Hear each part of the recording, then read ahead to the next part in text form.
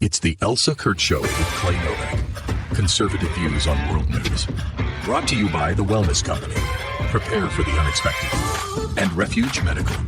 And now, it's time for the show.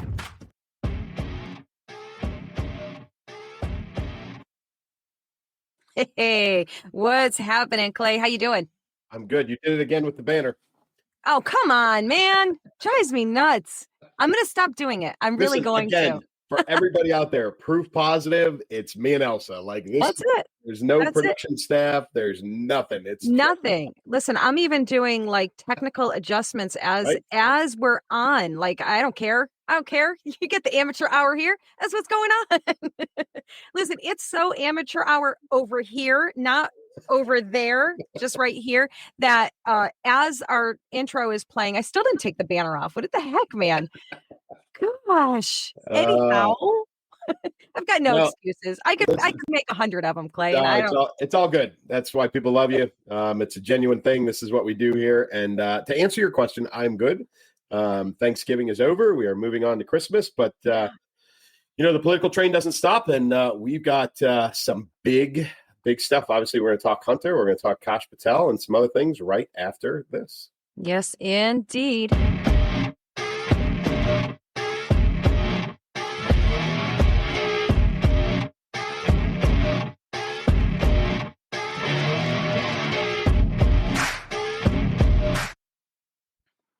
It's literally it's such amateur hour on this side of the table.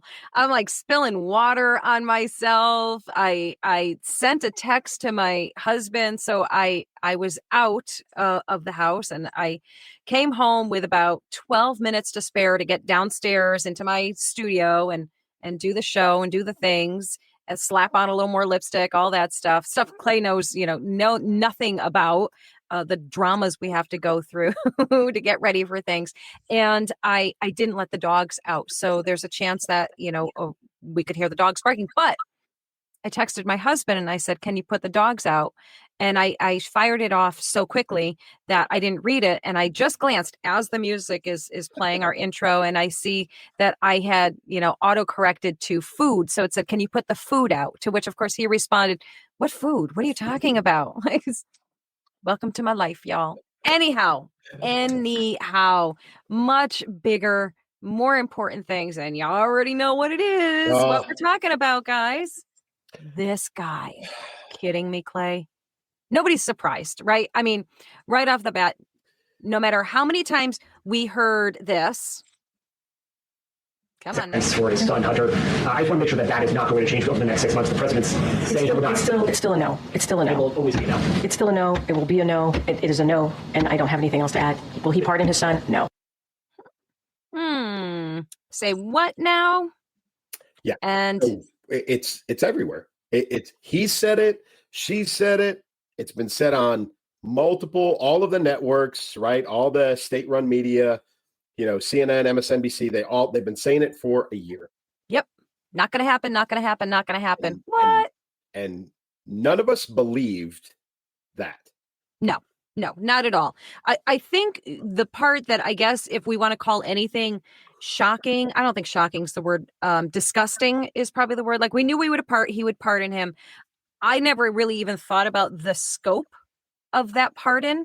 And it's a big, giant blanket pardon that goes from, what was it, like 2016 until December 1st? Yeah, it's 10 years. So it's all 2014 to December 1st of 2024. So it's 10 plus, almost 11 years. Mm-hmm.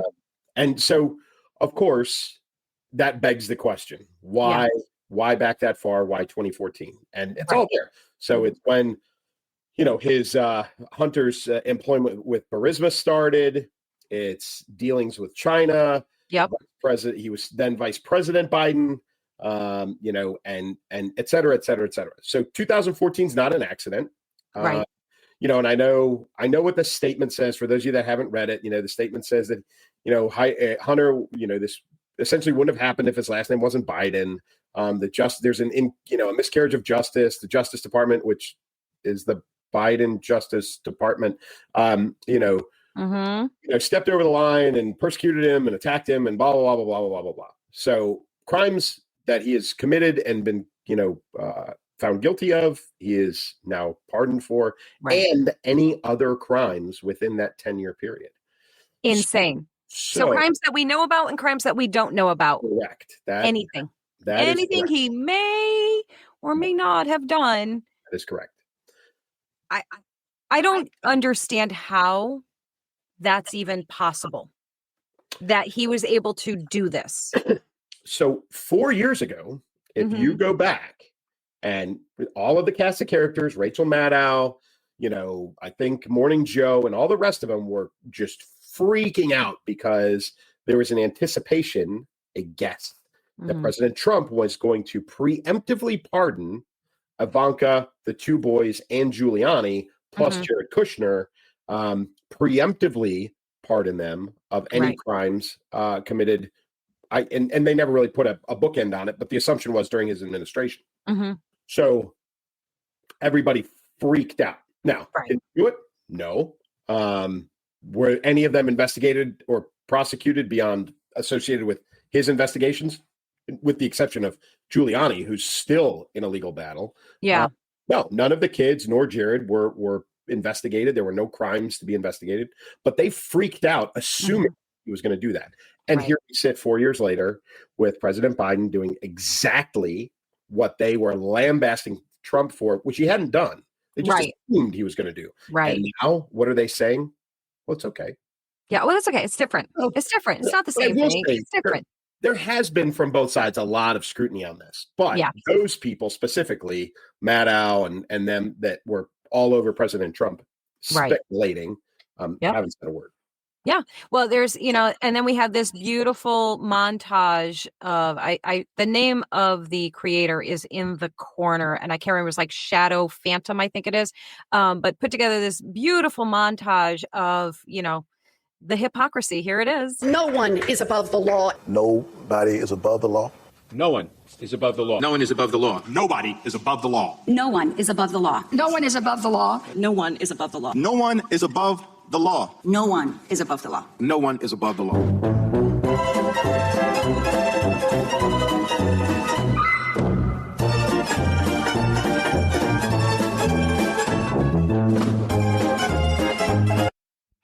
I mean, nobody is above the law unless your name is Hunter Biden, right?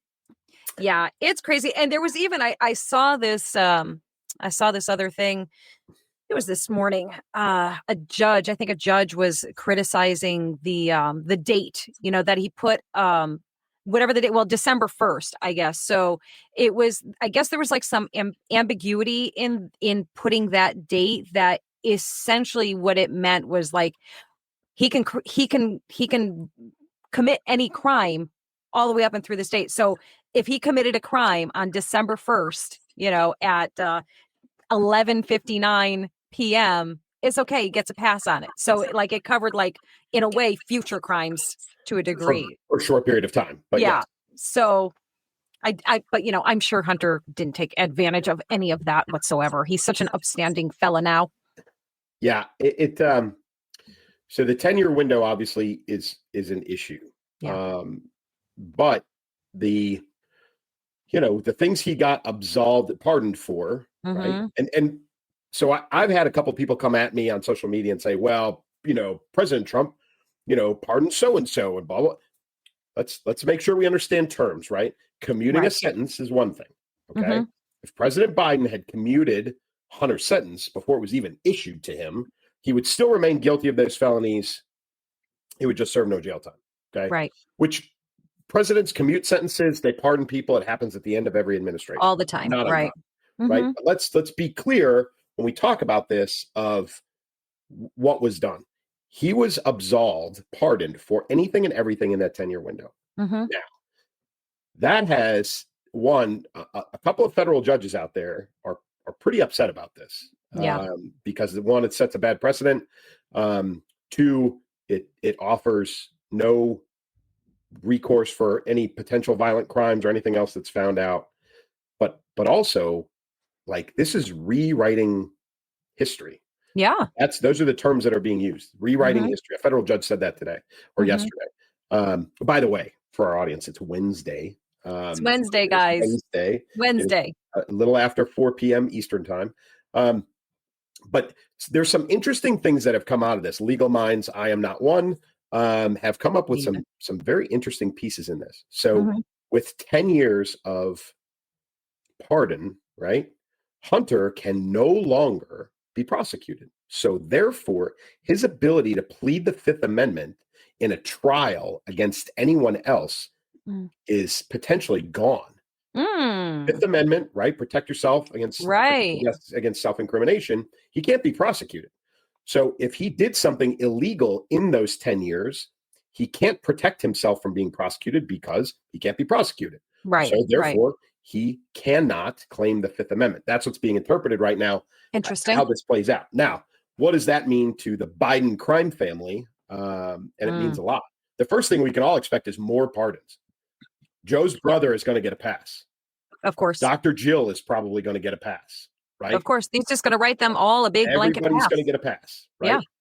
But this is going to come to the point of, can he write himself a pardon? Because he's involved with this. The expectation of letting Hunter off the hook for those 10 years is that it absolves Biden as well, but it doesn't. Right. So, the legal minds out there are now again asking the question of, can a president pardon himself, when 4 years ago it was a question of, is Trump going to do it? And even 4 months ago, there were people asking the very same question about President Trump at the end of this presidency. Now I think we're going to get the question answered with President Biden. Yeah. Because he is going to, I would say, be forced, but there has definitely got to be some consideration about who else now gets a pardon, because Hunter's Fifth Amendment rights are now null and void because they don't matter. Right. Oh boy. So this feels like it's kind of a dumb question, but I'm going to ask it anyway. Is there any circumstance where a future president can undo, like no, like that's done. Like even if they found, discovered that, or they determine that these types of pardons are just like illegal. You can't do it. What's done is done, and it'll apply only to future. Like there's got to be, this has to be reassessed now. There's no question that there has to be a reassessment. Yeah, I think what you're asking is a valid question. In other words, like if it went to the Supreme Court and the Supreme Court made a legal determination that these types of pardons illegal, then would that go back and reverse this pardon on Hunter? And the answer is I have no idea. I have no idea. Part of me like instinctively says no. It probably will apply to all future. Yeah. Oh my God, the rage, the quiet rage that we should all be feeling about this. And I'll tell you, and I don't know. So here's what we know concretely. So he issued a full and unconditional pardon. It covers any federal offenses that he committed or might have committed, I guess I should say, as from the dates that we said. Let's see. So we're talking about gun-related charges, tax evasion, and there's a few other. There was something else too, I thought, and I can't find what it is. But those are the two like ones that have been talked about the most. What's not really talked about much at all is all of the other things that were on his laptop, and it is vile. Like that's probably the kindest, most gentle word that I could come up with to describe the images. So somebody on X, and I'm sure it's more than one person, but I just happened to see this one particular video post of somebody who had actual access to this. It's basically a book. It's like probably about this thick. And he is flipping through this, series of documentation. And it's with images and text and all of those things. And the images, now we've seen some of the images. Obviously, Clay and I decided that we are not going to, we discussed it at length before we started on whether or not we were going to show this particular video. And we agreed pretty solidly that it's just not appropriate. It's unnecessary. If you want to see it, it's out there. Just go on X. You'll be able to find it. No problem. But what I'll tell you is it's disturbing. It's disgusting. There's so much questionable things happening on there and it's not even just the explicit content. It's the dealings with Ukraine and all of this other stuff. Like, it's all in there. Yep. And there's going to be no justice. Nothing.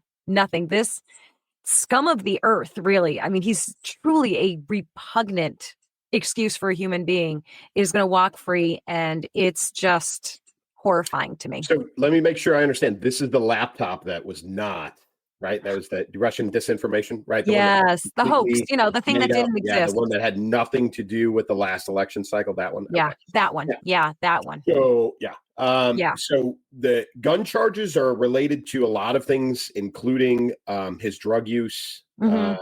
He did also, just for those of you that aren't tracking all this, he lied on the application form, which is a federal offense. He was in possession of a gun as a drug user, right, which is the federal offense. He ditched the gun in a school dumpster, right, which is just horrific anyway. There's the tax evasion thing, but there's also, oh, by the way, all of those photographs that we're not showing is proof of human trafficking, right? This guy bought sex from hookers, right, prostitutes, which is human trafficking charges. Now, you're right when it is a federal pardon, because that's what the president can give. The question is, are there any unfounded state criminal charges out there that can be levied against Hunter? And I can tell you that probably there's a couple of states attorneys out there who are now digging. I can tell you it's not happening in the state of Delaware. It's not happening in places like Pennsylvania or New York or New Jersey.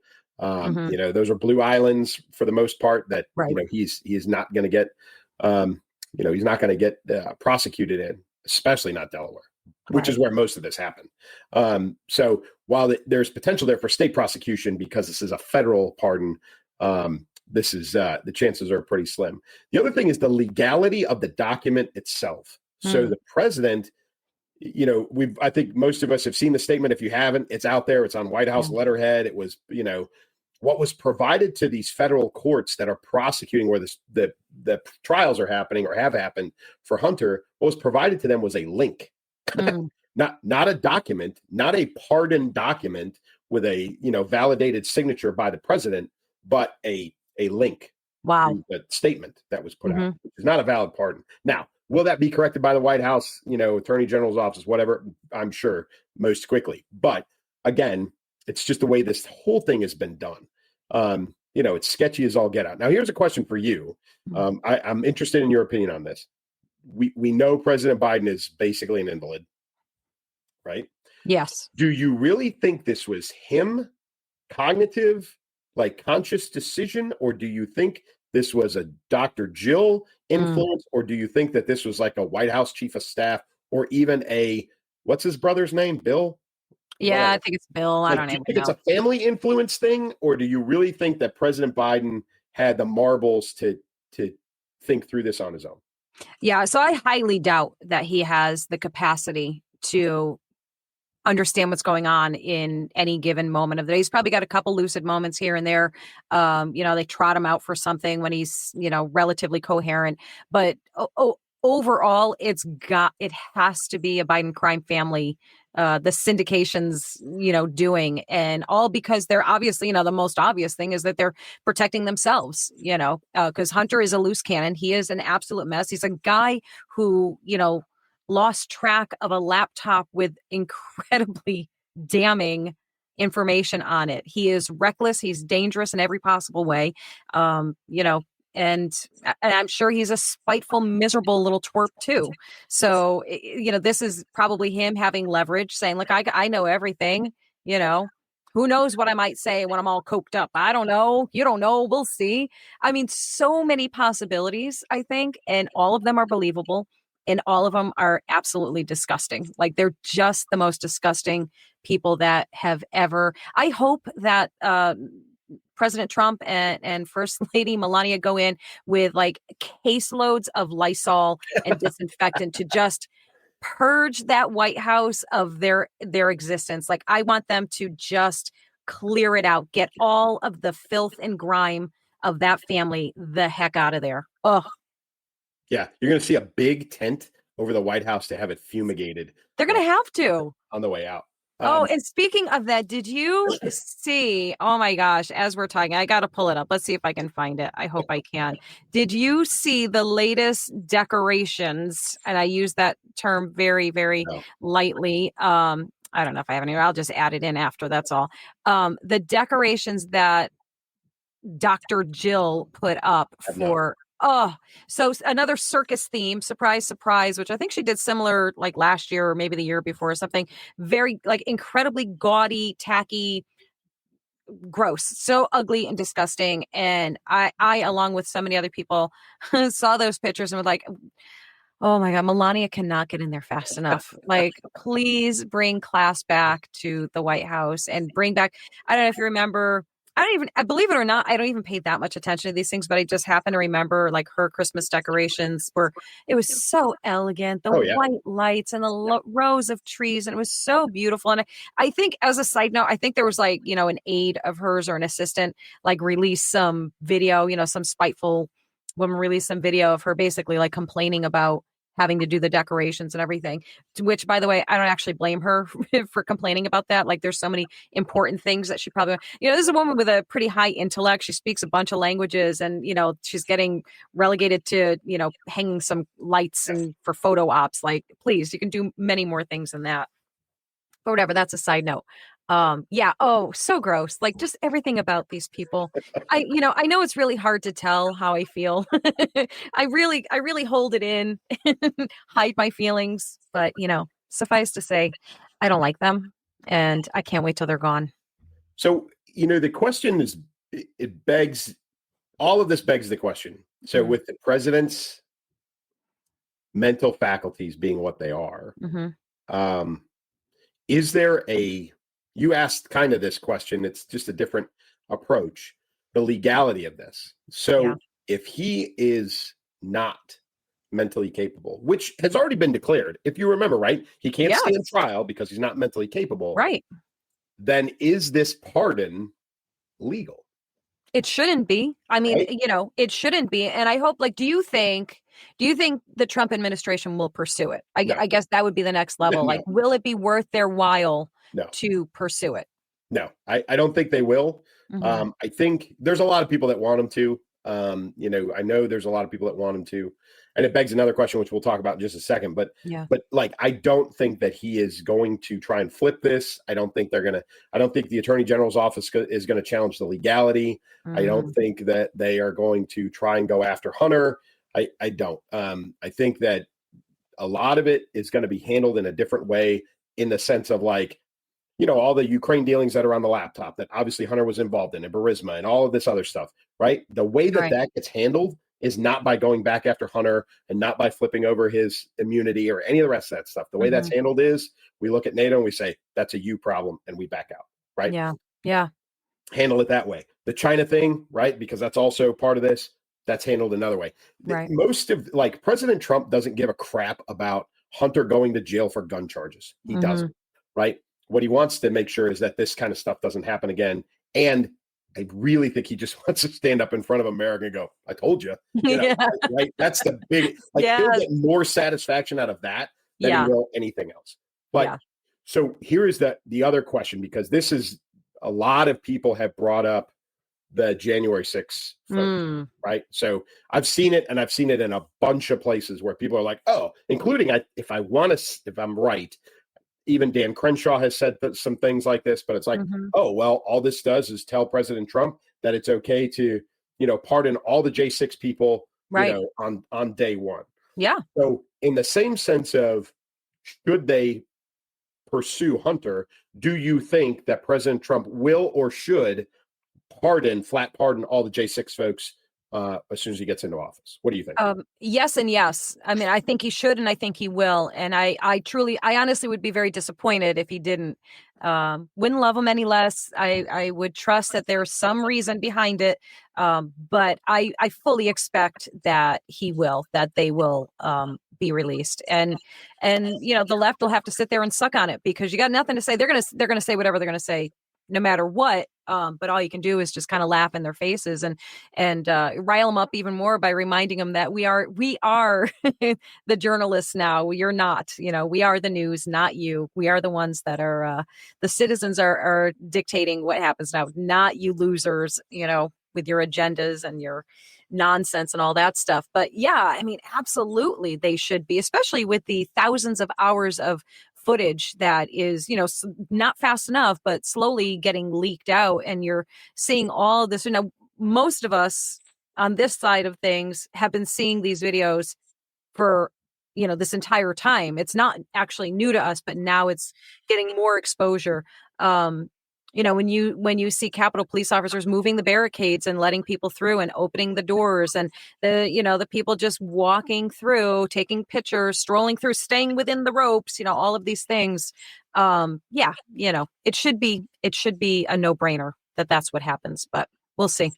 So I'm going to take a little bit of a different tact. Mm. I think what he should do Yeah. is on day one, charge them or release them, one or the other, right? Just like you would in any other, criminal process. Right. Charge them or release them, period. Yep. Because if they're going to charge them, they've got to present evidence, right? And if they're going to try them, they have to present evidence. So in a way, right, this could turn into a complete exposure of the FBI, which we all know was involved with this, of Nancy Pelosi, who we know was part of this, right? Right. And all of the Democratic leadership, hell, you could probably reach far enough where you could drag General Milley into this, which they probably should. Yeah. So I think there is an option there where he says, okay, I'm going to step in, charge him or release him. Maybe not necessarily issue a pardon, but turn this into a, house arrest or released on their recognizance, and then force the Justice Department to show every bit of evidence unsuppressed, and then expose the corruption that led up to everything that happened that day. Very interesting tactic. Yeah. Either way, it's a win. Yeah. Now, I think if he does what you said, and he does do the blanket pardon, let everybody go, let's get this over with, for a long time, you're going to hear a lot of people, complain, and they're going to say it's unjust, and it's going to be a lot of these other things. But on the flip side, as soon as you press any of those people, the Nancy Pelosi's of the world and Chuck Schumer and all the rest of these, and you say, well, that's fine. We can go back and we can just pull all the film footage. We can just show it. We can show it in front of Congress if you want. Right. And we can do it that way. And then they'll all shut up. But I think there's potential for, in the same sense of all of his appointments, everybody that he's putting on, into the cabinet and into these key positions to shake things up. I think J6, and the fabrication of all of it can be used to expose a lot of the corruption under the Biden administration. Right. And not even just the Biden administration, because we all know J6 happened under President Trump, but the moles and the operatives and the, everybody that was working for Nancy Pelosi and Chuck Schumer and General Milley and everybody else, and how they played a role in this. So there's potential there to do that. And I just don't know how long it would take and how much of a disruption it would be. Although these people have been sitting in jail for 4 years. So I don't think, released on your recognizance to come back to a trial where you're going to get exonerated anyway, I don't think it'll probably bother them too much. And then, oh, by the way, they all deserve a settlement from the federal government. Yes. Every one of those people deserves a settlement from the federal government and a lot of money. Yeah. Like, a lot. No question about it. No question about that. That is for sure. Oh my goodness. Yeah. I think for me, everything comes back to, weighing these two emotions, I guess, about the whole thing. And, on one side, I kind of go, you know what, this, you kind of put the thought in my head that, to hyper focus on Hunter and, well, the whole Biden crime family and Pelosi and, all of them and all of the illegal stuff and probably treasonous stuff that they absolutely did. Is it worth the time and energy and distraction that it'll cause when all of the focus can be put on the plan, make America great again, and do all of the things and just essentially erase them, and I don't know, that the vengeance side of me has a hard time of just saying, that's okay. Just let them go. Let them go. They wreaked havoc on this country for, years and in many cases, decades. But we're just going to move past that. I don't think I'm a big enough person to do that. I'm trying to be my good Christian self, but and that makes it hard to think about these people who have, robbed us blind at the very least, and they're going to get away with it. That's a hard pill to swallow. But, the flip side of that is there's so much work that has to be done. And, I don't know. Is it worth having all of our, not all of our, but our resources being directed at that?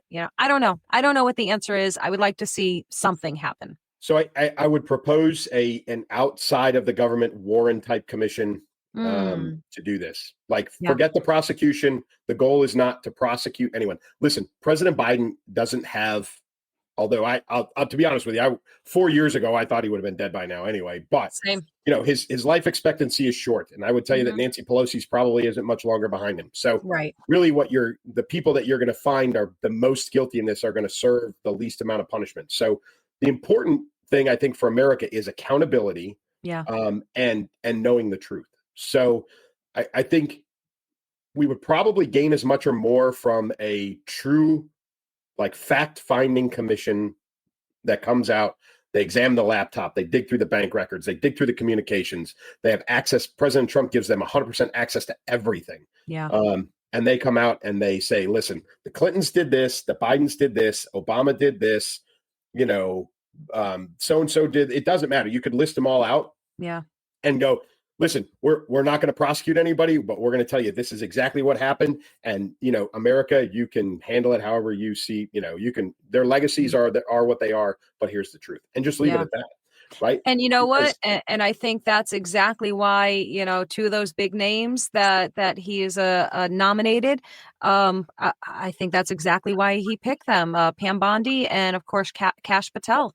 They are ready to clean house. And I've got this great clip of now. And I'll be honest. So I'm sure, and rightly so, people probably assume that I spend a lot of time perusing news and I'm watching all these shows and podcasts and I know who all of the players are. I really don't. You do. That's your job. I learn about just what I need to know. And then I go into my happy bubble and I read my Bible and I live a very, very focused life where this stuff is actually only allowed to be a very small part of it.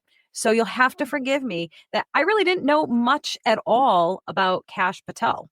And the more I learned about him, the more I like him. So here's this. I'd break that component out of it. I'd shut down the FBI Hoover building on day one and reopening it the next day as a museum of the deep state. And I'd take the 7,000 employees that work in that building and send them across America to chase down criminals. Go be cops. You're cops. Go be cops. What do you need 7,000 people there for? Same thing with DOJ. What are all these people doing here? Looking for the next government promotion, looking for their next fancy government title, looking for their parachute out of government. So while you're bringing in the right people, you also have to shrink government. Yep. It brings me joy. Yes. So for those out there who are like Elsa and are not familiar with Kash Patel. So, born to, his parents are not born in America. They're both Indian, made their way here through East Africa to Canada to here.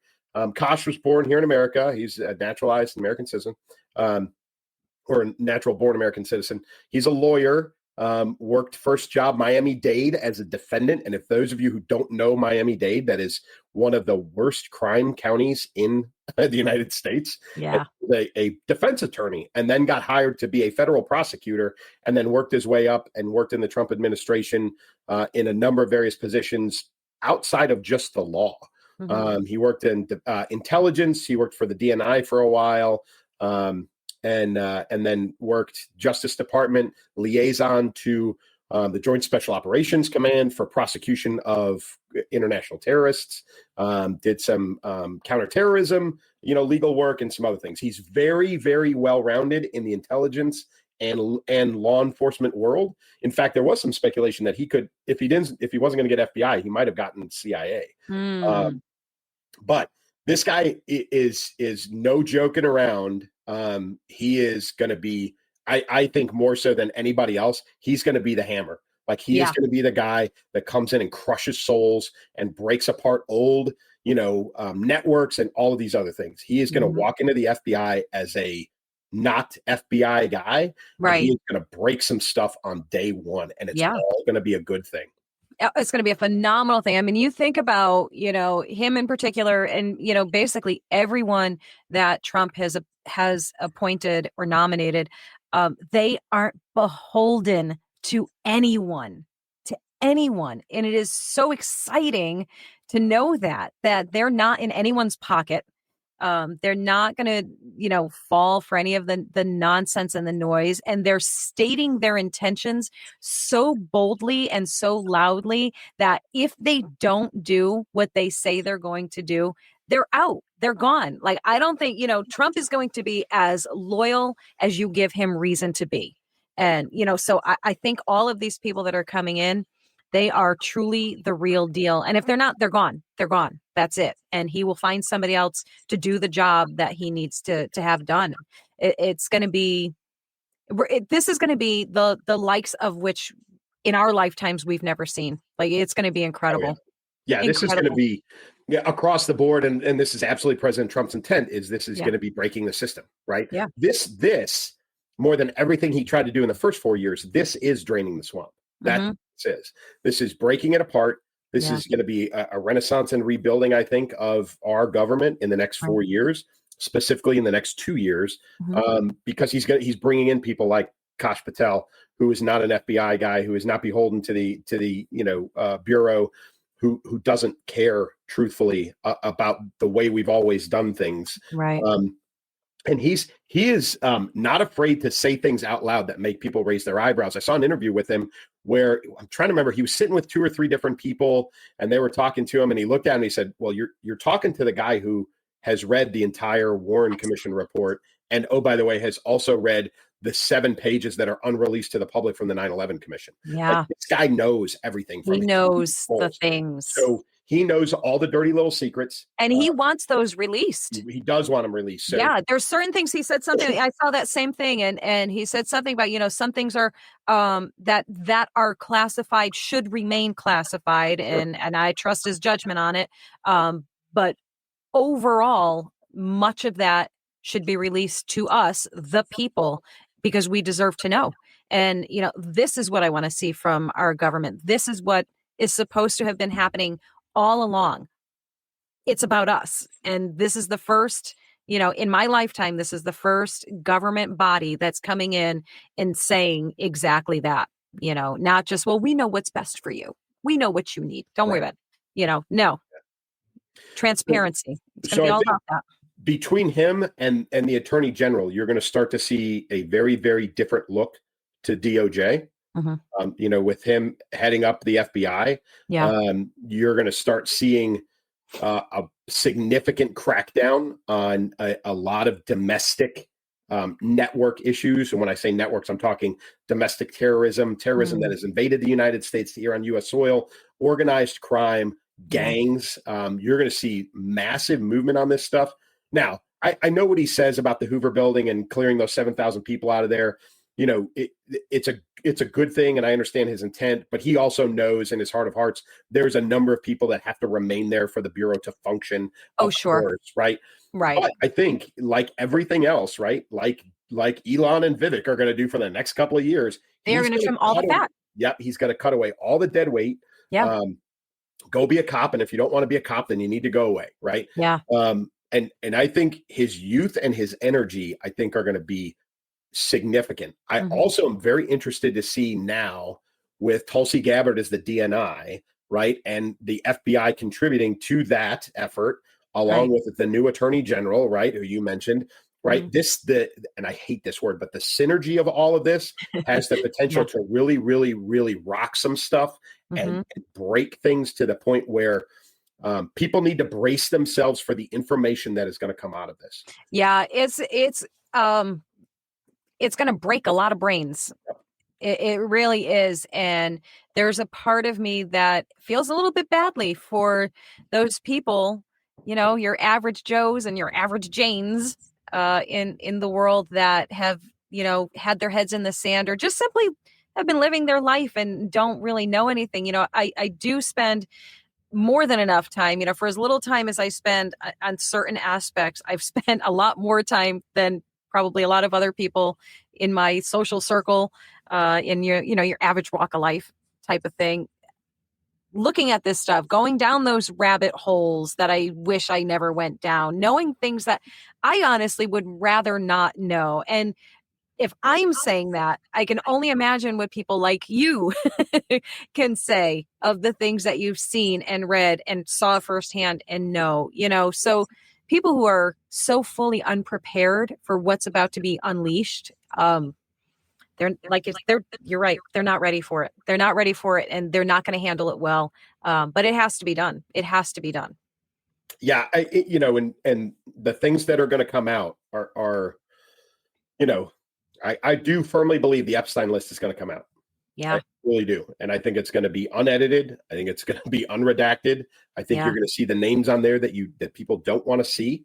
I think that the Diddy list is going to come out. Yes. And I think all of those people are going to be exposed. Mm-hmm. I think there's going to be a significant outcry from those social circles. I think you're going to see Hollywood erupt.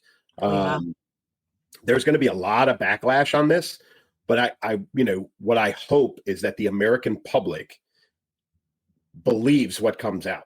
Yeah. Because these are the things that it's very easy to say, oh, that's a lie. Mm-hmm. And in reality, what you've been fed is a lie for your entire life. Like most of us, right? I'm not, I'm not Kennedy assassination old. I'm 10 years younger than that. But my entire life, right, the government has stuck to the lone gunman, Lee Harvey Oswald, and nobody believes it, but we've never known for sure, right? Right. We're going to know, right? We are going to know. We're going to know the gaps and seams and holes and screw ups and security mistakes that led to 9/11. Yeah. That stuff is all going to come out. Yep. And there are going to be people that are going to be angry. They're going to be angry at our government. They're going to be angry at people that they had faith in for many, many years, and they're going to be exposed. And that includes not just government officials, but the entertainment industry as well. There's a lot of garbage out there that I am afraid people are they're not going to be able to manage and handle. And it's going to rock some worlds. It's going to shake some people, but it's okay because it's the truth. And this is where we need to be right now. Not just now, but this is where we should have been all along. But this is what this country needs right now. Right. Is to break all this crap apart, throw it out there, and then just move on and rebuild from there. Yeah. Yeah, absolutely. And, again, I feel bad for them because they have no idea the storm that's coming, that's going to be unleashed. But this, in my opinion, this is the absolute only way that we can rebuild trust in our government and repair our system of government to what it was meant to be, to what, this is really like, it's a quiet revolution. Well, not really quiet, but it's a revolution essentially, and I hesitate a little bit to use words like that, like a civil war or a revolution. But honestly, this is really what it is. It's just the modern day version of it, and it's done with information. Yeah. It's not pitchforks and torches. It's not a violent revolution, but this is an information revolution and a cultural revolution that is about to happen. And people need to prepare themselves for that but I think the consistency needs to continue. So like Pete Hegseth, who I've not been shy about this. I don't support him as the SecDef, but he's under a ton of scrutiny right now. Right. And I don't think his nomination is going to last very long. Sorry.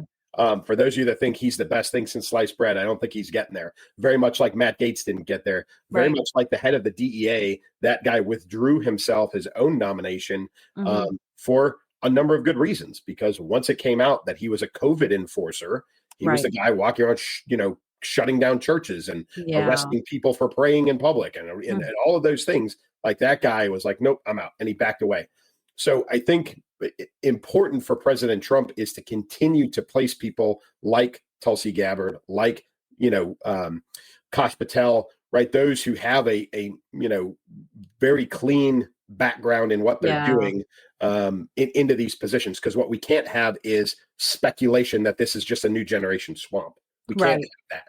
Right. That's counterproductive. Yeah, absolutely. And I think the decisions that have been made thus far, the ones who've withdrawn themselves and, really great decisions and really ones that I feel like are actually showing, ironically actually show a true devotion to, what needs to be done, the direction that we have to go in. So definitely kudos to them, to Matt Gaetz and that guy, whose name I can't even come up with, but kudos to both of them for essentially doing the right thing, even if it wasn't the thing that they wanted to do. But yeah, and even if they could have done a lot of good in those positions, like you said, we need people who are just kind of beyond reproach right now, in those leadership positions, because you don't want to give them anything. You don't want to give them anything to run with. They're going to run with made up stuff no matter what. We're not even talking about that, but don't give them anything real to run with, basically, right? Yeah. Now, speaking of them, though, let's talk about the anti-Trump governors. Go ahead, Clay. You're ready for it. The two big ones, there's a handful of them out there, right? Yeah. The two big ones are Gavin Newsom and J.B. Pritzker, California and Illinois, respectively. So these two have come out and said out loud and with some definition that they are going to Trump-proof their states. In the sense of all of these things that President Trump is saying about getting rid of sanctuary cities and sanctuary states, and he's, mass deportations and all the things that President Trump has, ran on and promised, they are going to Trump-proof their states to keep the federal government out. Well, interestingly enough, sidebar, but relevant, is that, these are the people who voted for big government. And now that big government is going to lean on them, they're like, no, that's states' rights. Yeah. Right. Okay. Shut the F up, right? You can't have it both ways. But both of these two there's already speculation they're both running for president in 2028. Surprise. Yeah. So these are campaign moves. Yes. Right. But really what they are is, I think, in both cases, because if you go back to COVID, these two governors specifically were two of the biggest violators of their own COVID policies, let alone federal COVID policies that were in place at the time.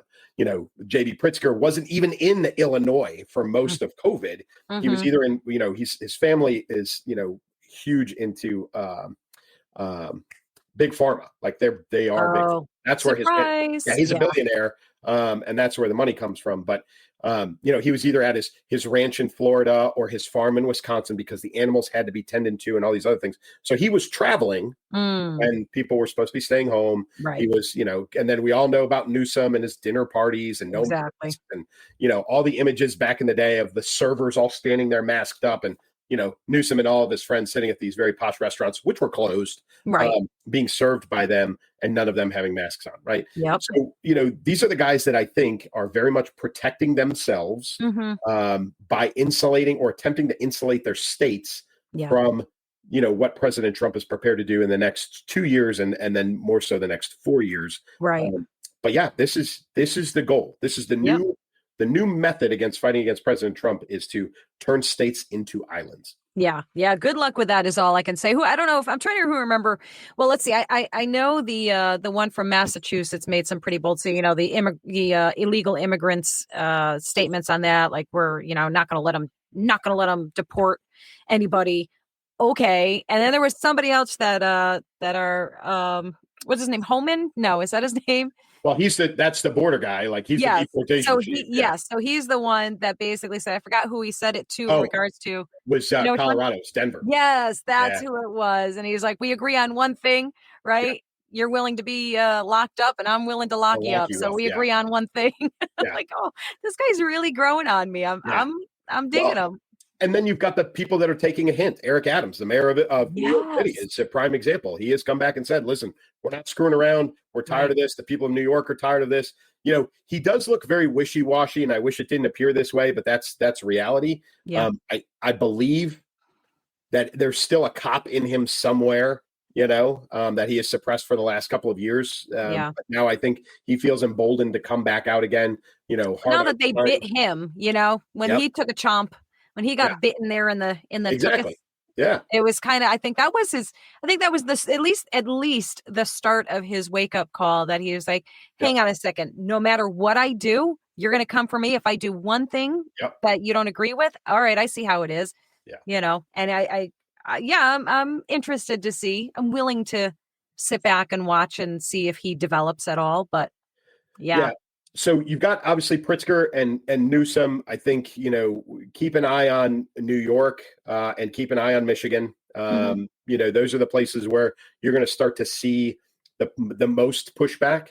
But at the same time, President Trump will do what he does. He will try to negotiate. He will try and cut deals. He will do those things. And at the end of the day, what he will do is withhold funding. Yeah. He will try to make it not impact the residents of those states as much as he possibly can. Right. But in the end, he's just going to turn around and say, that's fine. If you want to be like that, then, you're not going to get any federal funding and you can figure it out on your own. And it is what it is. And that's the right tactic. I think that's the best way to handle it. Go in with that velvet glove and give them the opportunity, because that's what the people of those states need to see. Yeah. And if they don't want to recognize that, that's on them. But anyone who is actually paying attention is going to say, hang on a second, you're like, this is the hill you're going to die on, or actually this is the hill you're going to make us die on while you sit pretty. I don't think so. So it's all going to be very interesting to watch, especially which ones, bend the knee, so to speak, after all their tough talk, and which ones actually hold strong to their convictions. It'll be interesting. So I think, if President Trump plays this, there's a way to play this. And I think what he does is he preempts everything.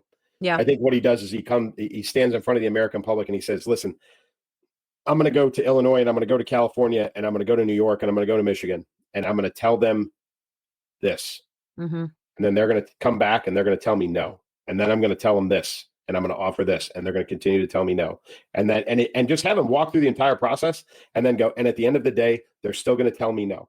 So I want you all to know what I'm putting on the table and every offer to all of them on behalf of all of you. And they are the ones who are going to screw you over because of their policies on illegal immigrants who are draining your taxes, who are weighing on you, who are taking your jobs, et cetera, et cetera. Yeah. And just lay it all out there before it even happens. and then just watch the fireworks when it does, because that's kind of, the city of Chicago was really, really big in and around the DNC, right? Before the nomination, because that was the outrage within the city, was that the city had dumped millions and millions of dollars into supporting illegal immigrants, and the people who lived in the city were suffering for it. Yep. So if President Trump can demonstrate that to the American public, especially in those 4 or 5 states with Democratic blue governors, I think he wins before he even starts. Yeah.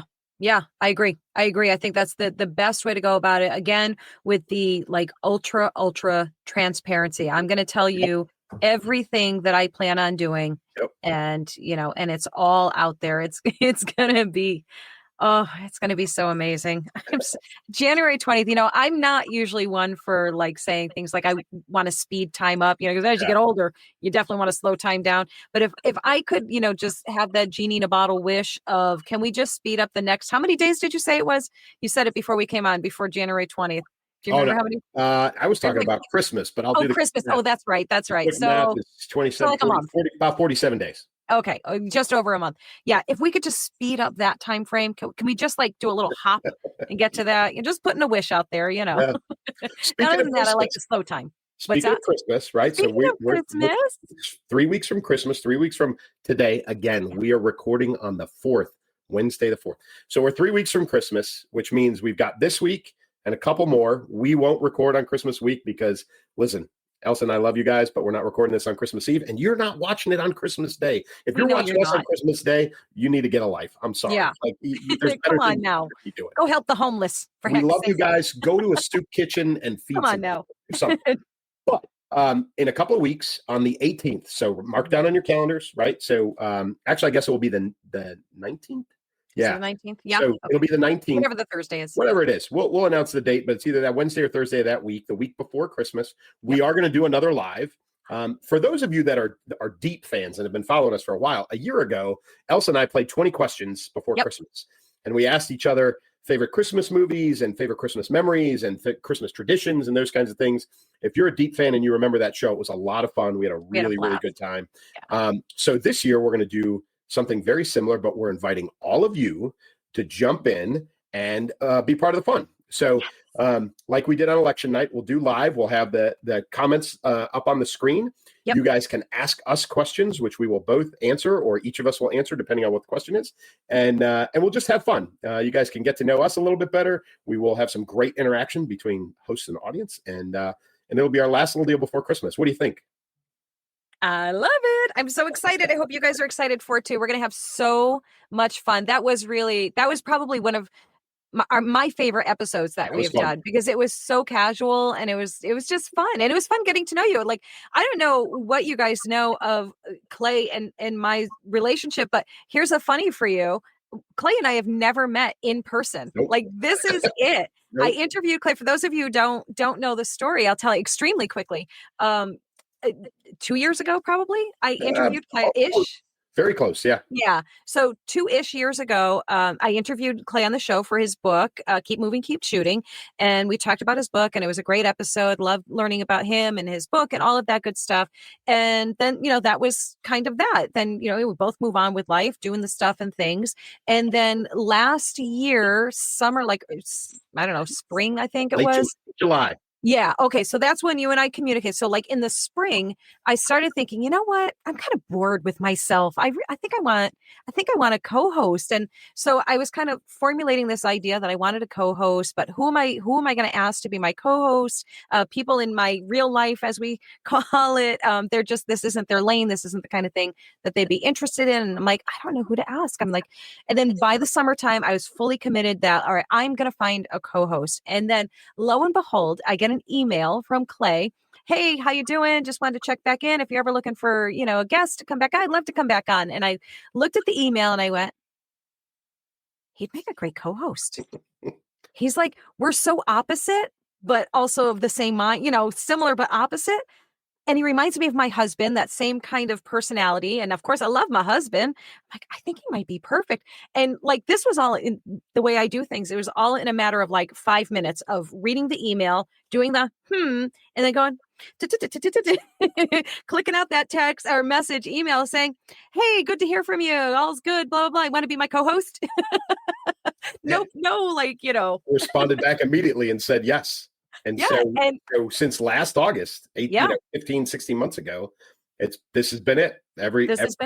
But have never met in person. Never met in person. So, we're still like learning about each other. We're still, getting to know each other always. But we also, like, the coolest thing is we have such a natural, easy rapport that like you can't fake that. You ever see any kind of co-host with anything and you can tell it's so stiff and awkward and uncomfortable, and they're like, they don't really like each other or anything. We like each other. It's cool. For sure. Absolutely.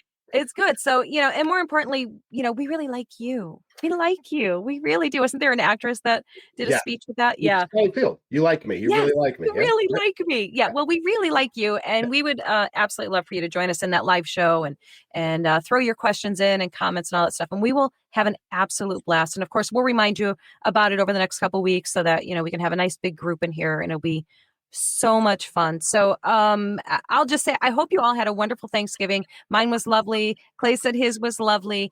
And I'm excited for Christmas because, it's not even about Christmas. It's about hanging out with the grandbabies. So I'm excited for that. But and in the meantime, we're going to have so much stuff for you guys. You know that we will. It never stops. It never stops. Clay, you go ahead. Give them the final words. Hey, folks, as always, we enjoy this. We appreciate you all tuning in every week. And I know that, the days of Kamala are numbered. But anyway, we love having you. And this is great for us. And we hope it's great for you guys. And, looking forward to the next couple of weeks all the way up to Christmas. And until then, as always, from me, keep moving and keep shooting. Take care, guys.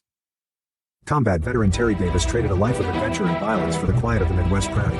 But when he catches wind of a potential terror threat to the country he swore to protect as a young man, his instincts make it impossible to stay on the sidelines. Dusting off his years of training and experience and his guns to protect himself, his loved ones, and his nation, the aging warrior winds up in Tampa, making friends and meeting enemies along the way. As the threat slowly takes shape and reveals itself, Terry relies on the smarts and skills that kept him alive through years of combat. Yet the threat is much bigger than he realized, and he's not sure who he can trust. The one thing he knows for sure is that if he wants to stay alive, he needs to keep moving, keep shooting. Get ready for the much-anticipated return of Elsa Kurtz's beloved series, Welcome to Chance, on October 24th, 2024. Set in coastal New England, this small-town saga captivates with its intricate tales of life and love. Follow the intertwined lives of 5 unique families as they navigate the complexities of their picturesque community. Experience the charm and drama of Chance, where every character has a story that tugs at your heart. Whether you're a returning fan or a newcomer, there's something for everyone to enjoy and connect with. Pre-order your copy now and immerse yourself in the enchanting world that Elsa Kurt masterfully brings to life. Don't miss the opportunity to fall in love all over again with the unforgettable stories of Welcome to Chance.